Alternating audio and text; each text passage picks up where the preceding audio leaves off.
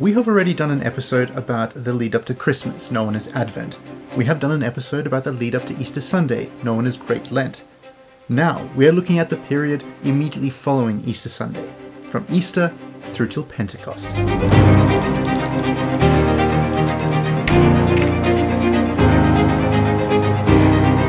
The entire year is for the Church a journey of festivals and fasts and celebrations. The season after Easter Sunday or Pascha is a time of celebration. Know once again that this episode won't cover everything, there's just too much to talk about. For more information about engaging in the day-to-day life of the Church, visit an Orthodox church and talk with a priest about it. This video is going to miss a lot of things, but it is going to give an overview of a season of time commonly known as Paschal Tide or Easter Tide, the period immediately following Easter in which we continue to celebrate the resurrection of Jesus Christ. The week immediately following Easter Sunday is known as Bright Week. It can be seen as an extended Easter Sunday. It is about 8 days worth of the celebration. For Orthodox Christians today, this is often a time of celebrations and processions, services, and weddings.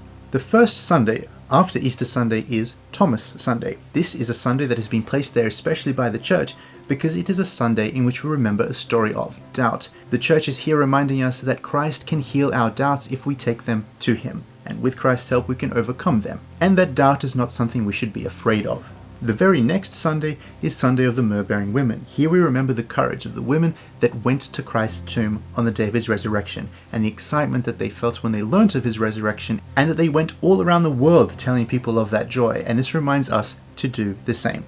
And then the next few weeks we recall several miracles worked by Jesus in His ministry on earth, and how these miracles apply to us.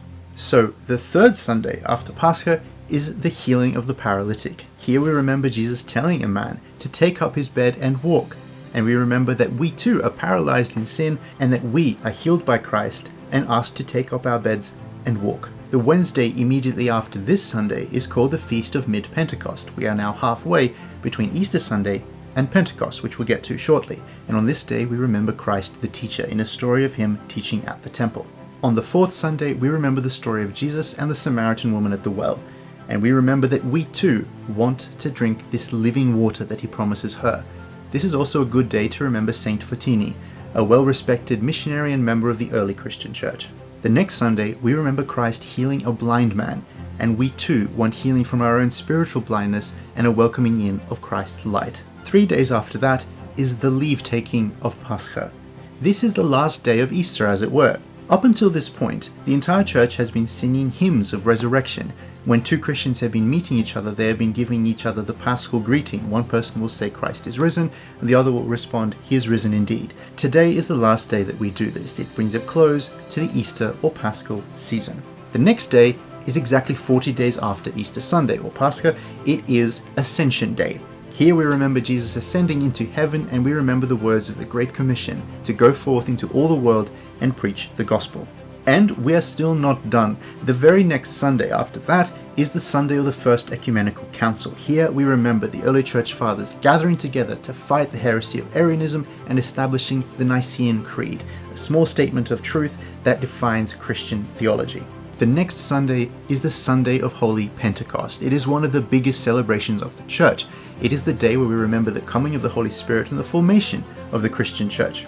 It is a beautiful service to go to, and if you go, listen to the words of the so-called kneeling prayers of Pentecost. They are some of the best Trinitarian theology you will ever hear, and it's written so well, it's pure poetry. This day is a wonderful celebration, and it is followed the next day by the Monday of the Holy Spirit, and this is exactly 50 days after Easter Sunday. But we're not going to stop just yet. The very next Sunday after that is the first Sunday after Pentecost. Now, because Pentecost is the day in which the Church was established, every single Sunday for the rest of the year in the Church is numbered by how many weeks it has been since Pentecost. So this is going to be the first Sunday after Pentecost, and any other week that you come to an Orthodox church, you will know exactly how many weeks it has been since Pentecost. It will always be numbered. This numbering of Sundays after Pentecost will continue until the Church once again re-enters the cycle of preparing for Great Lent. This is the last movable feast of the Church, the last feast whose date is inextricably linked with the date of Easter Sunday. it is known as the Sunday of All Saints. This celebration of All Saints was moved in the 9th century in England to November. This moving of the date in England eventually affected the entire Western world, and that's when many people in the West celebrate All Saints' Day.